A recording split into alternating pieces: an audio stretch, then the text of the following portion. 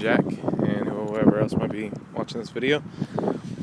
These are those micro house ideas I was telling you about. And that's Levi's motorcycle that I've been riding all day because he can't ride it. Alright, so this is the biggest model they have here. But look at these prices, more expensive than I would want to pay for. Really these things could be built for a lot less than what their cost here, but they have to make a profit on it, so whatever. This one as is 17,626. That's way too much, but they get as low. The entry level price is 11,000, or really 12,000, about there. This is 16 by 20 total. 16 by 20. 16 deep and 20 wide, and there's a second floor, but we'll get to that in a second.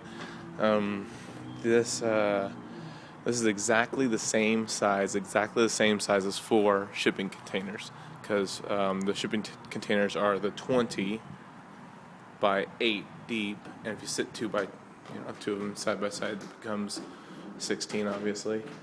And then so that's 2 containers, and throw 2 more up on top, and you have a total of 4 containers for the same size this would be. So this gives you an idea of what 4 containers would look like if they're all empty, if the walls in between were emptied out. So we've got the main door here. You walk in and you can see this thing is basically one big room for the downstairs, and then a back door. Of course, our design would be different with using the shipping containers, because since this is the 16-foot wall right here, you'd have 8 feet here, 8 feet here, and your doors would be, you'd have a double swing out door, each 4-foot wide door, so massive doors that go tall, 8 feet high, so big old doors. And then if you stick the other container over here, your back door would be out that way or whatever. And then so the design I made was basically you come in through the door here, and directly across you have the stairs up going directly that way, and then they curl up and they end right about here, so you don't have all that with that ending there. Then you have your back door out that way. Your kitchen starts right about here, stops there. Your living room / dining room is this whole area. You could do a lot of stuff with here, with all the intricate fold down couches, or tables that slide up into the wall, or whatever, different things like that, allowing you still a lot of this open empty space.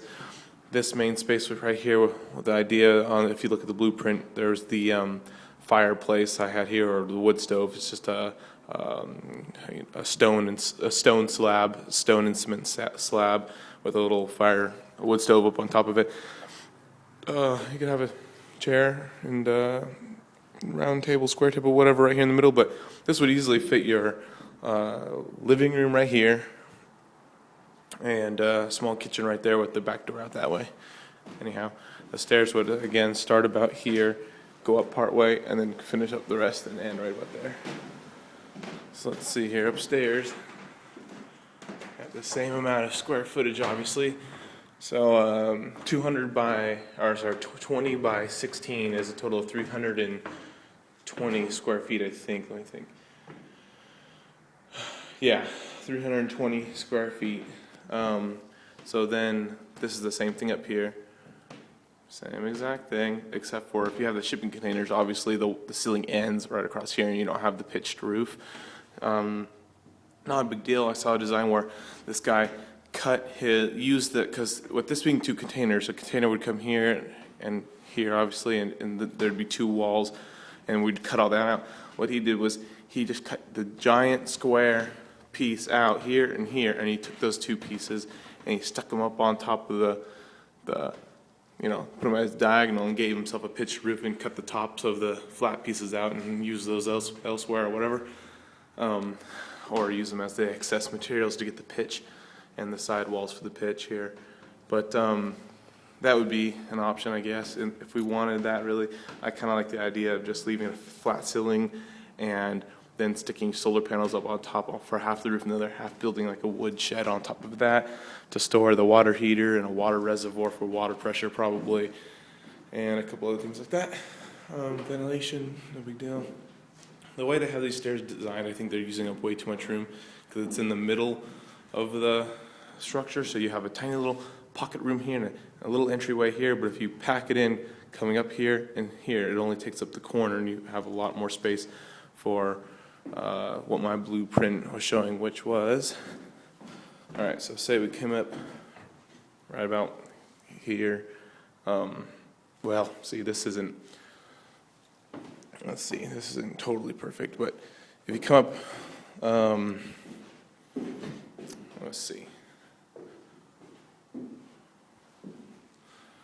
So with this thing being like this, you'd have basically, you'd come up right about here, you'd have your bathroom in this general area right here, no big deal. And you could turn this way, because this is about where you'd finally come up on the stairs. So your bathroom would all be out in this area, and a room would be all right here, and then a room would all be right here, and they would each be about 8 by 10, giving you 80 square feet apiece. So you'd have a dividing wall, which would be the metal container, most of it, and stop right about here for your entryway, hallway, splitting off. So those would be good sized rooms. You could, the door containers would be there and there, there and there. They'd open up. So you could have a deck out there, or you could just take the hinges off completely and build a false wall up halfway and have just a giant windows there, or you could do it whatever you want with that open space. I'm thinking leave the doors on and build a deck out back so each room has its own access to a deck. That'd be pretty nice. Drill holes into the metal to have windows wherever you want. Pretty simple. Bathroom would all be in this corner here. I had the drawing of the tub being basically right about here, the toilet right about here, and then the sink right here. So the doorway would end right about here, and you'd come up directly, and you could go into the bathroom here, or go into the room here, or go into the room here. So I don't know if that helps, but that's the idea. So here I'm standing in this corner here. You can see, I don't know if this video gives you an idea of the dimensions, the proportions, but this room is not very big. But with the blueprint I drew up, it gives you plenty of room, because I'm not wasting any space with like hallways or closets or anything like that. I'm using every little bit of space for the living and bathroom. So a room of this size, which would be your standard size of any just one bedroom, works quite well for half a house. You don't need much more than this. This would easily sit 2 rooms and a bathroom up here, and down here you have plenty of room for a living room right there, maybe a dining room right here in the middle of the floor, entryway there, fireplace here, stairs start about there again and make their way up. And then your kitchen would be all along this whole back wall, and could even come out to a little bit here. You'd have an island, a bar, whatever you want here. Plenty of room for a living room. Plenty of room in this corner for a kitchen. Dining room, whatever. So yeah, this gives you an idea of this room. I'll take another video of, this is a micro house here. This is the biggest micro house they have here on this. I'm at Home Depot, and they have all these different micro house demos. So I'll take another video of the other micro house. It's considerably smaller, but it's a lot less expensive. This one here, again, you can buy as cheap as $12,000 or $11,800 to be specific. The thing is, though, is they have to make a profit on it, obviously, and I think that's marked way too high. If we built our own out of stick, we could get away cheaper than that. And if we built this all out of those metal containers, I think we could even get way cheaper. And plus, it's pretty much a completely indestructible, watertight building. All right, next video.